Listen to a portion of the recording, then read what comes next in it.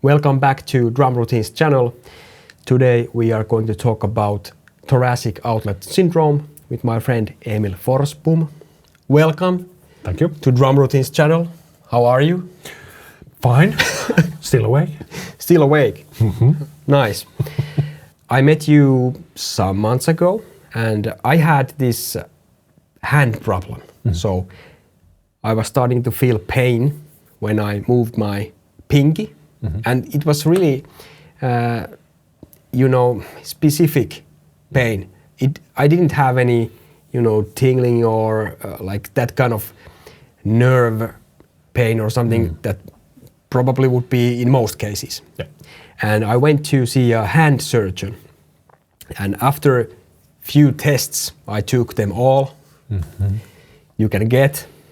so there wasn't anything.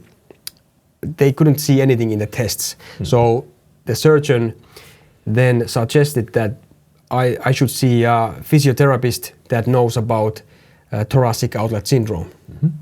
So I met you and I realized how big and massive problem this is for musicians, and probably you can tell other professions too that has this problem. So in a nutshell, there wasn't anything wrong with my hand. It was something here in my neck and too tight. And for years and years, if the posture goes a little bit like this, we do a lot of work with the computer.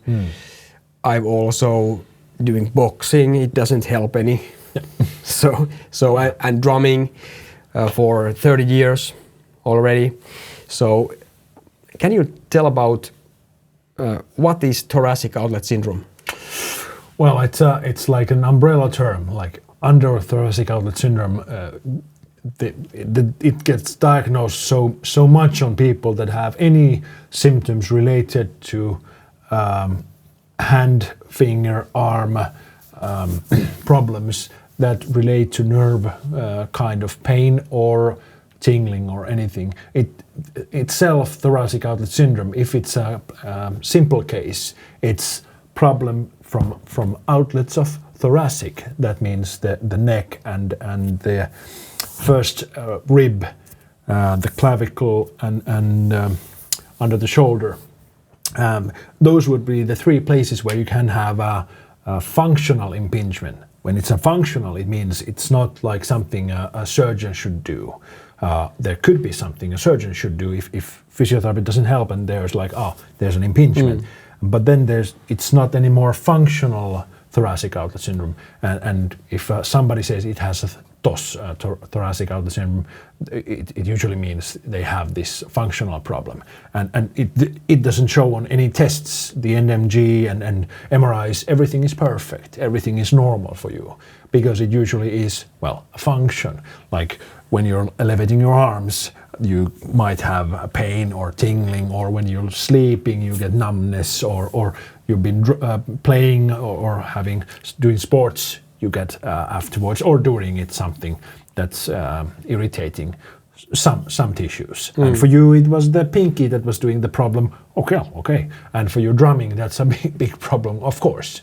And for you, there was not only one thing, and that's usually the case with TOS, is that there is several things going on for a longer period, and then you get the symptoms because some place gets too much, you're using it too much or incorrectly, so it's affected. And for you, for example, the big thing why it affected the ulnar nerve is the first rib. You had it like under tension. It was constantly holding it up, so it could not rotate when you were doing any movements of the shoulders. Plus, you had problems with for yours, the left side.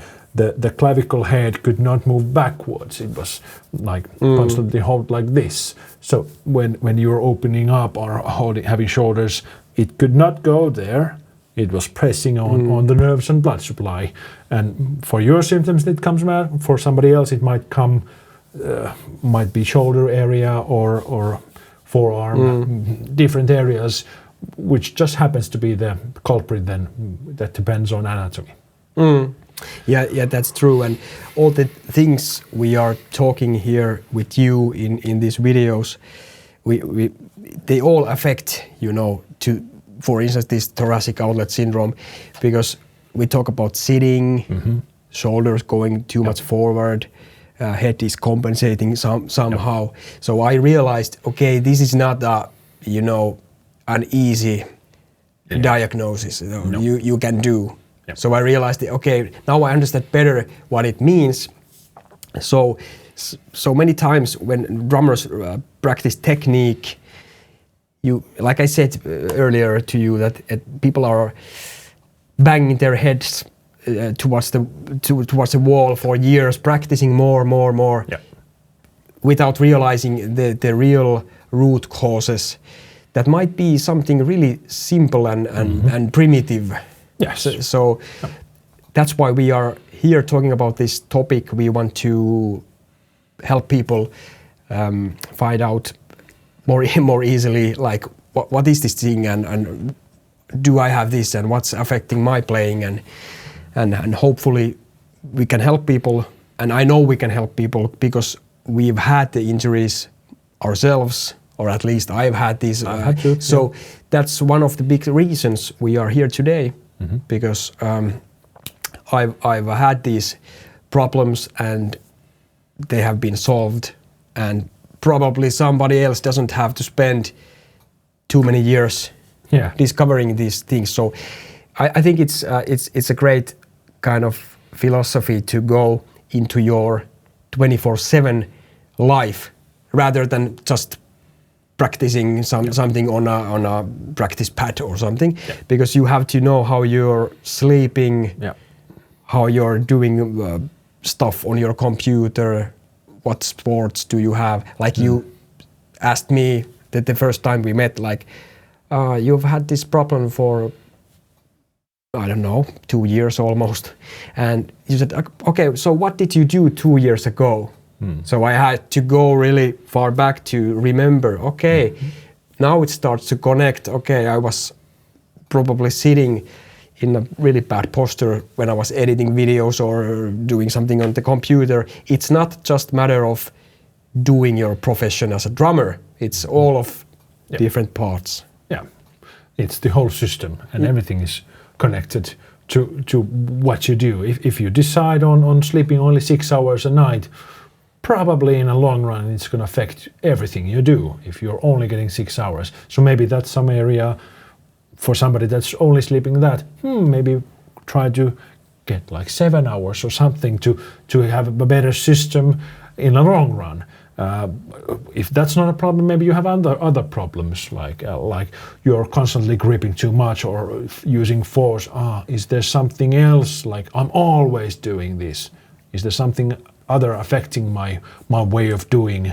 Not only the drumming, if we think about that, but okay, I like to do paragliding or boxing, as you said you've been doing. If that's the only thing you do a lot, it can be monotonous movements. If you could change something, do a little bit of alternating movements and maybe some exercises to balance out something, or if you're exercising too much, maybe I take a 15-minute drumming session, then I have like a pause for that, and you do some kind of, I don't know, Pilates or anything. You could calm down the nervous system again to help balance out the helmet. So not constantly forcing everything, but just have the balance for everything.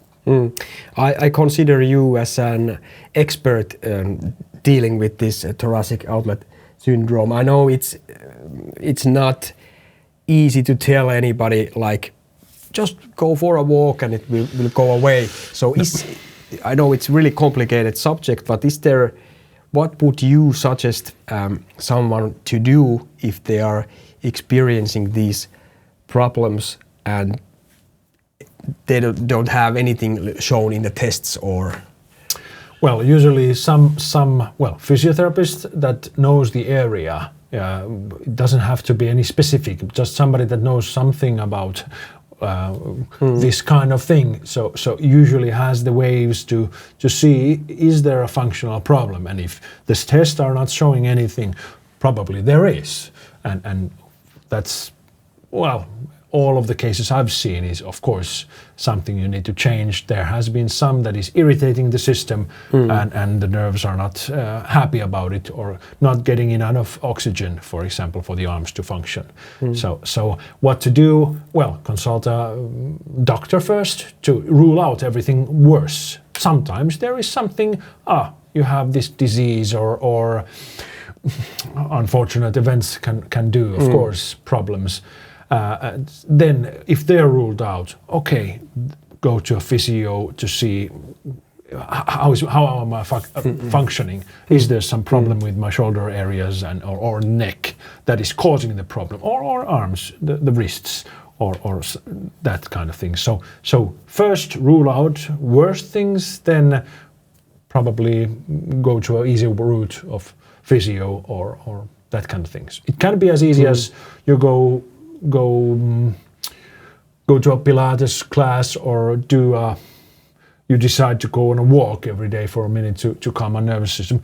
Depends what the problem is. I don't know beforehand what it is. So probably you yourself can think like, okay, yeah, I do have this kind of problem. Maybe I can see with some professional, is it the problem that is causing it? Well, as you said, it's a wide subject. So you really need to narrow it down. What is the problem causing it? That's also one big reason why we have now built this NeuroDrums system. Yep. So if you are interested to find out more about this subject, you can go first and fill out our assessment. It's in the description. It's a physical limitation assessment for drummers. So there's 30 questions. You can go through them and see how you're doing, kind of. So this has been really interesting topic, and you can comment below what's your biggest takeaway from this video, or if you are dealing with thoracic outlet syndrome. Thank you so much, and see you in the next one.